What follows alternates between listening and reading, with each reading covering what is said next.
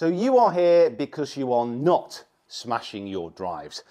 Let's have a little bit of a look at why that might be. On a driver, compared to other golf clubs, there's relatively little loft. This is one of the reasons why you get quick ball speeds. It's one of the reasons why you can hit a driver a long way. What it also means is that your impacts have to change than when, say, you're hitting a wedge or an iron. With those clubs, it's beneficial to actually strike down on the golf ball for control. With a driver, we almost want to do the opposite. So rather than a movement that sees this type of action, what we actually want to see is the club moving a little bit more shallow into impact. Now you can also imagine that's coming from the inside here. So it's an inside path. It's a shallow motion. And if we can shallow the club head coming into impact and we can get it moving upwards on its angle of attack, we can maximize spin loft. If we can maximize spin loft, then we can hit some absolute rockets. Now I can do a video, and I have done in the past, explaining a little bit more about spin loft, but it doesn't really matter. You're not going to be thinking about that at the point of impact. What you want to be thinking about is how you can just get shallow and hit up with speed. We don't want to do the opposite, so we don't want to get the club moving out in this direction. If it's traveling down in this motion through impact, this is going to be a steep hitting position. Now, if you get steep on the downswing, that combination of being shallow, hitting up and launching is not going to be possible in the same way. Now, some of the characteristics of a shallow downswing is if we turn up to the top and the club drops a little bit more in this direction, so a little bit more behind the golfer, that could be seen as shallow. If we move up to the top and the lead arm, the left arm for a right-hander, moves in this direction, so he drops down, that is also going to be shallow.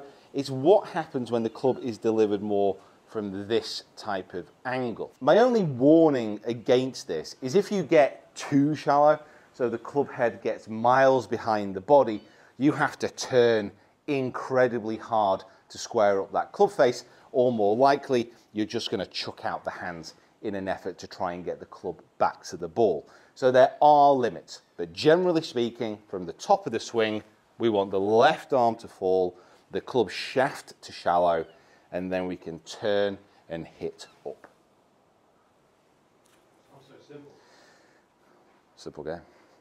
Now, a great way to get this sensation, I think I saw this ages ago. It might have even been on like a Mark Crossfield video. I think it's been around for quite some time, this sensation of what you want it to be like. Is if you take two irons and just grip them pretty much like a baseball bat, it doesn't have to be in a golfing grip.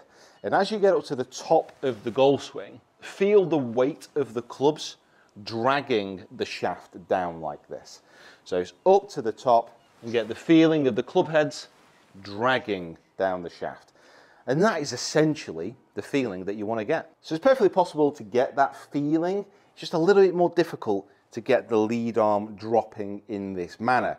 But this is where the secret move comes in. And I say it's a secret move because it's slightly unexpected. It's all about the ball of the left foot. So as you move up to the top of the swing, you're going to load weight onto your right side. You're going to feel like it's shifting into your right glute.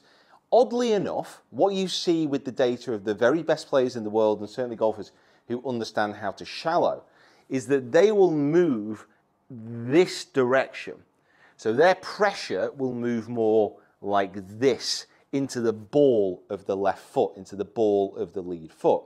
Now the reason for this, and the reason it's important, is as you make that shift in this direction, just notice what happens pretty much automatically to that arm. It drops down. If that arm drops down, the club will shallow. And also, because golf is confusing and physics can be a real... If you move in this direction, the reaction is for the left side to pull up and out of the way. Here, and then into there. Load the right glute. Feel like you're moving into the ball of the left foot.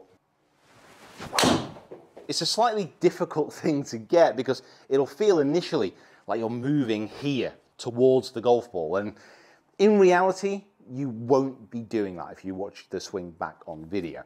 But get into that right heel, shift it into the ball of that left foot and just allow the body to turn and open naturally. Club will move down in here.